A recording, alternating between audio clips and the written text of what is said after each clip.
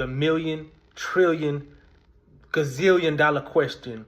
What's the difference between nigga, ending with an A, and nigger, ending with an ER? That's what we're talking about today on Words Can Heal TV. Here's the main difference. This is about to be extremely simple. So first off, number one, I'm not speaking for all black people. That's impossible. Mainly because we're not a monolith, right? All black people are not the same. So it's going to be people that disagree with me, like, oh, he lying, don't listen to him. I think I'm speaking for a big chunk of us, though, if I'm being 1,000,000,000% honest with you. When Jackie Chan said this right here, "What's up, my nigga?" What did you just say? "What's up, my nigga?" I don't think one black person in the world was angry. I don't think nobody said, man, Jackie racist. Jackie racist, man. I can't believe he put that in that movie. Even if he is joking, how dare him insult us like that?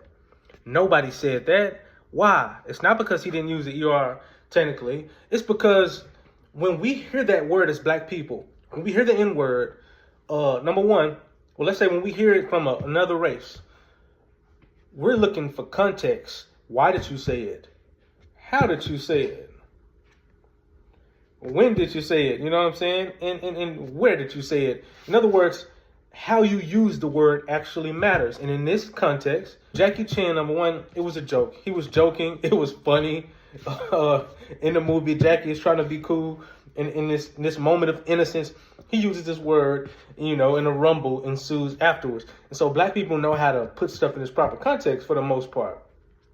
However, y'all, ER, when you put an ER on nigga, the black person's mind immediately travels 100 years, 150 years back in time. It travels back to the time of slavery.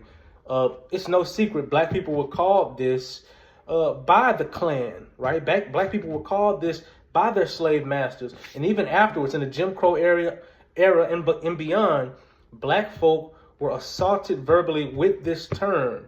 And so for the mind of a black person, right, when we hear, this is what we hear when we hear somebody using ER. I hate you. If it was still legal, I'd hang you today. Why? Why do we think that, harshly? Because the people that use that term, that's what they wanted to do. And since we know that when it came out of your mouth, right? Because we know that it later became a term of endearment, if you will, for black people amongst themselves, right? And how could you blame them? We've been called something, we've been berated with this term for so long that we started believing that's all we are anyway. And so we started addressing each other. Hey, what's up, nigga? You know what I'm saying? And we started embracing it. But the thing is, when we hear somebody outside of our community say it, history takes effect, like I said, and we immediately reference, it's a guessing game at that point. We don't know, okay, what's your intent when you use that word? I know my intent. I know my brothers and cousins and my aunts and uncles who use that, but I don't know your intent. Do you have hatred towards me? Do you have some nasty feeling in your heart towards me? And that's the difference of when a black person uses it and when somebody else who's outside of the community uses it, okay? Having said that, as a black man myself, I could care less about being called the N-word with the ER, the A, it don't even matter.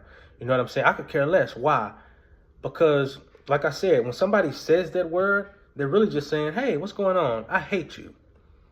And I don't care if people hate me. Why not? Because I expect to run into people from time to time that possibly hate me, and it's not for the reason you might think. Matthew 10:22, this is Jesus. He said this, right? Because I am a believer. I'm a believer, so my worldview is shaped by Christ. He says this, you will be hated by everyone because of me. Another translation says, they will hate you for my name's sake. In other words, since you bear my name, people gonna hate you. What does that have to do with people hating you using the N-word? Here's what it has to do with it. Every day before I make my cup of coffee in the morning, before I head out, to face the world and the world's challenges, in the back of my mind, I prepare myself. I'm like, Jalen, look, there's a possibility you might run into somebody today that hates you. And so I'm not shocked when I run into it. I'm prepared. Why? Jesus says they're going to hate you for my name's sake. It could be something as simple as I got a bumper sticker at the back of my car. I love Christ, or Jesus is king, whatever. You might run into hatred because you bear the name of Christ. At the job, everybody talking a certain way. Everybody, oh, look at this girl, look at that girl. Having nasty conversations and you over there reading your Bible. Man, look at him. He think he all that. It could be something as simple as that. Persecution, hatred, dislike, a general dislike. People just hate Christians. Some people just don't like Christians. And so I'm already prepared to face hatred. And so, of course, my skin is a little darker than some other people. Of course, there's some people that for some reason, they just hate that. Hey, I hate you because of your skin. I hate you because of that. I'm like, okay. They hated Jesus. And I'm his follower. So I'm already facing hatred for my skin color. I'm facing hatred because I bear the name of Christ. I'm prepared for it. And we got to stop being so soft, right? We got to stop being so timid and so, oh, he used a hateful word. So what? He probably hates you. Jesus already prepared us and said there are going to be people that hate.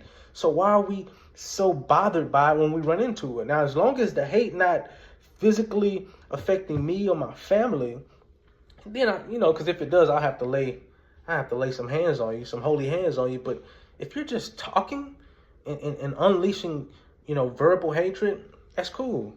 I'll pray for you and keep it going. That's what I'm going to do for Ryan Garcia. He said he hated niggers, I think, and he hates Muslims. He just went on this racist tirade. Man, I pray for you, Ryan. I pray for you, bro. I hope that God heal that pain that's in your heart. And I hope that you repent. You know what I'm saying? Because that's not Christ. And you said you bear the name of Christ, Ryan. I'm talking to you now. You say you're a Christian. You came out to a worship song at one of your fights. It's one thing to bear the name of Christ with your profession. Do you bear the name of Christ in your demonstration? But that's, I digress. But that's the difference, y'all. And I'll give you one more analogy when it comes to words are just words. But at the end of the day, it matters who says what. The history of a certain thing matters. And I'll give you this analogy. My daughter came to me the other day and she said, Dad, why is it bad for people to call us monkeys? Because she had been informed, I believe my wife told her, like, hey, don't let nobody ever call you that. And she came and asked me.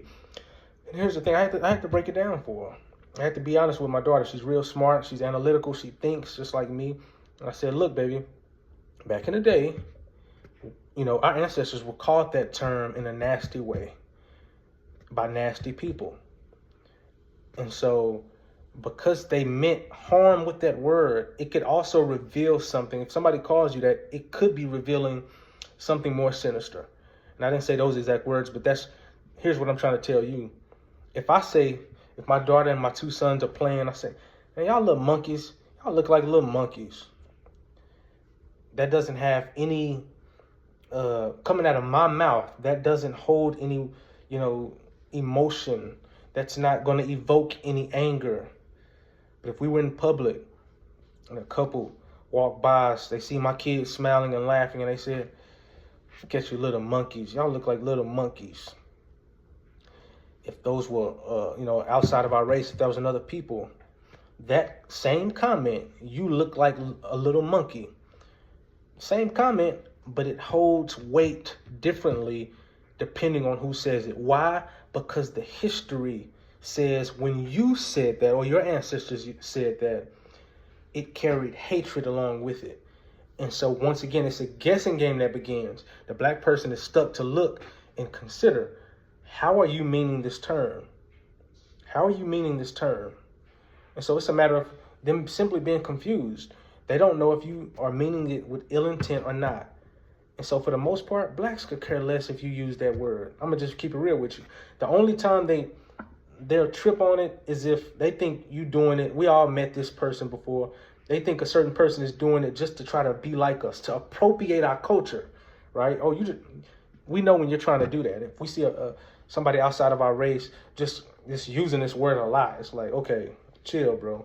Why? You're trying to appropriate our culture, and we don't respect that because y'all want to be, a person might want to adopt all the culture of the black person, but he doesn't want to adopt the pain. He doesn't want to adopt the criticism. And so we look at that as kind of shady. And so that's another reason. But the main reason is this word that was used by your people or people outside of our race historically was used to vent their hatred towards us. And at this point, we don't know how you're using it. It's that simple. Nigga, nigger. I wouldn't say either one of them because the word holds so much negative baggage. But if you do say it and you're outside the race, hopefully this video can help you understand why it might not be such a good idea. It's your boy Rain. If you like what you heard, subscribe, man. Pray for Ryan Garcia, man. He tripping. I'm gone.